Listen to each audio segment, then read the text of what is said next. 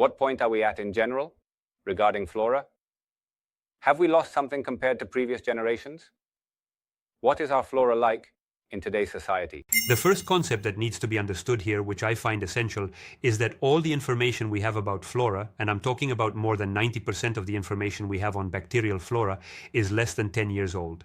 And this is extremely important. Why? Because the evidence is new, because the information is new, or because we are just beginning to understand we are in the early stages of our knowledge of flora. But we do know, unfortunately, that in recent decades we have lost a great amount of diversity of bacteria, of microorganisms that we have inside us, which perform functions that we do not yet fully understand, resulting in a 90% loss of genetic information of this bacterial flora. This means that by losing diversity, we have lost part of its DNA, and obviously, we do not even understand the vastness of the effects this has on our body and our long-term health. This has many causes. It has dietary causes, lifestyle causes, causes related to chemical substances that enter our body that should not enter, and many other options that we will explore in this video. Perfect. The truth is that it is a shocking number, a 90% loss. What consequences could it have? Because we are also seeing a rise, for example, in certain pathologies, we are seeing an increasing incidence of allergies and digestive disorders that have not yet found a solution. It may be related, it is obviously related. We do not know to what extent, and we do not fully understand the impact it has on the complexity of this interaction we have between the bacteria inside us and our own. For example, our own digestive system or our own immune system. We know that the interaction exists. We know that it interacts not only with those systems, but also with our nervous system. And understanding it fully obviously exceeds the information we currently have, but we know that this loss of bacterial diversity, this loss of bacterial DNA in recent decades has an impact on our immune system, has an impact on the emergence of allergies, has an impact on, for example, our mood, as we will see, has an impact on our metabolic and cardiovascular health, and obviously has an impact on our nervous system. And this is more than anything important, especially for the balance we have related to the nervous system and our digestive functioning. Logically, it has led to a very significant increase in the appearance of digestive pathologies that are not entirely clear. Indeed, because that point is very relevant. Surely many of the people watching us now, or many of the health professionals attending to different patients, have encountered those digestive problems. Different tests are done on the patients, everything seems fine, but the disorder continues, the patient keeps reporting problems, and there comes a time when we don't know how to address it. The specialists conclude that there is nothing evident. What could we do? The first thing to understand here is that bacterial flora and the functioning of our digestive system are closely linked, and this obviously increases the chance of having certain pathologies that we now call functional. Why is it called that? What we need to understand here is what happened to all of us during medical school. We were studying conditions like irritable bowel syndrome, for example, and we found that they were diseases of exclusion. They were diseases that, in order to diagnose correctly, we first had to ensure that there was no other disease that justified their symptoms. So, for example, a patient had an endoscopy, a video colonoscopy, and had no lesions in their intestinal mucosa. Or perhaps they had a video capsule and we had the entire digestive tract photographed, and despite that, we saw no justification for a functional disorder that leads to digestive problems. Well, that is precisely where conditions arise that are not related to a specific lesion, but rather to something that is not functioning properly. Either I do not produce enough acidity in my stomach to digest food properly, or I have an overgrowth of bacteria in my small intestine that should not have developed excessively in the first place, causing significant symptomatic issues, or I have disorders of the bacterial flora where any food does not sit well with me, or I start to present digestive allergies.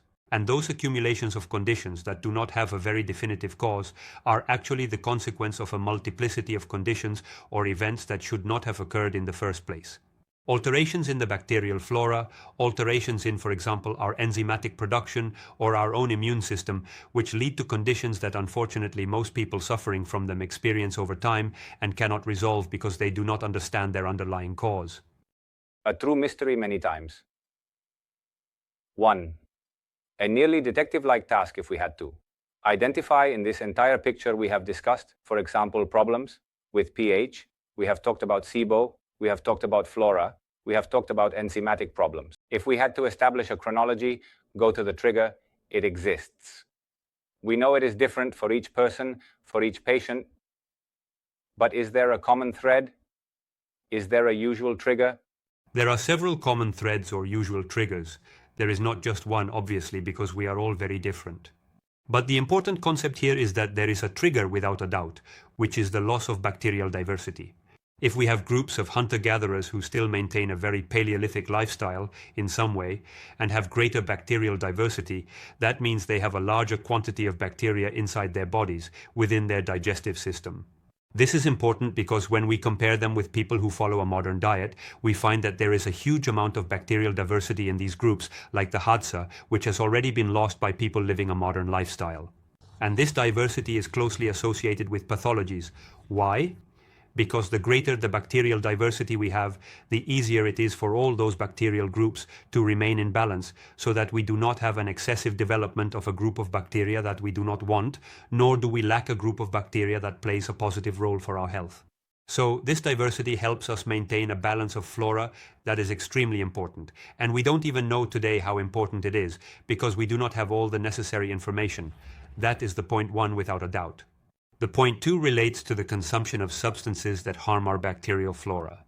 The consumption of substances such as refined foods, foods high in sugars or glycemic index, and certain inflammatory products, especially like the cooking of vegetable oils and other inflammatory products, ultimately harm beneficial bacterial flora, but they also stimulate a bacterial flora that we will see later when we look at each type and how these impact our health, which also generates significant long-term damage at the level of the nervous system, not just at the level of the digestive system. So, diversity is interesting. On one hand, poor nutrition is interesting, as it damages not only that diversity, but also the groups of bacteria that we already have in our bodies. And also, obviously, at the level of nutrition, we not only have to avoid foods that are harmful to the bacterial flora we want, but also nourish the bacterial flora that we do want to develop, providing them with what they need in some way. Most of these bacteria consume a type of soluble fiber, basically sugars, that we as humans cannot digest. But these bacteria can. They are essentially water-soluble fibers. The classic example is inulin, but we have fructooligosaccharides, some resistant starches, which are all raw materials that beneficial bacteria need to develop in the body and produce substances that we will see are extremely beneficial, among which we have neurotransmitters that improve our mood, vitamins, ketone bodies that help us use fat as an energy source, and many different options. But on one hand, we have diversity. On the other, we have nutrition, both what harms us and what the bacteria effectively need. Obviously, the use of antibiotics will damage bacterial diversity, which has its pros and cons. It doesn't mean one should never use them, but it is important to understand that they have an impact on bacterial diversity, because it is easy for a broad-spectrum antibiotic to harm bacteria that I have in my digestive system, leading to a loss of bacterial diversity. But these are three very, very basic areas. There are many more. On one hand, we know that a sedentary lifestyle helps us lose diversity. It effectively contributes to the loss of bacterial diversity. It causes us to have more development of bacteria that we do not want and decreases the development of beneficial bacteria. This happens especially when our VO2 max decreases, which we know from relatively recent information. We know, for example, that this bacterial flora associated with exercise is central to keeping the brain young for most of life. So there are many different interactions between factors related to habits, sleep quality. For example, we know that increased cortisol, the rise of the stress hormone related to sleep loss, can decrease the bacterial diversity we have and lead to these damages that begin only in bacteria. Then we have the world related to our digestive system, where high levels of stress, for example, or poor nutrition can decrease our stomach's ability to fully digest proteins. And this is very important because many of the negative consequences of bacterial flora are actually associated with that protein fermentation afterwards. But on one hand, we have stomach acid, which will be central. On the other hand, our enzymatic capacity, where we also have substances called enzymes that help us digest the foods we consume. We have enzymes for carbohydrates, we have enzymes for fats, we have enzymes for proteins, which are central because they often accelerate the process. Digestion will happen anyway, but if I have enough enzymes, my digestion will be much faster because enzymes accelerate a chemical process hundreds of times. So, if I have slow digestion, a basic premise I need to consider is whether my digestive system is functioning properly and producing the substances it needs, releasing at the pancreatic level, for example, the enzymes I need to digest food.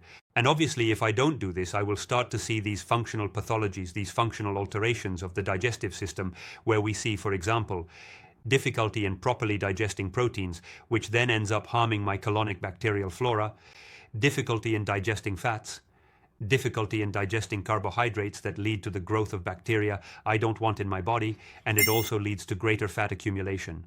And obviously all these disorders lead to a buildup of symptoms that can include slow digestion, abdominal distension, alterations between diarrhea and constipation or intestinal motility, many negative symptoms that broadly affect our quality of life, not only at the digestive level because they can cause difficulty concentrating, mental fog, and some more significant inflammatory conditions can increase the chance of developing autoimmune diseases and much more.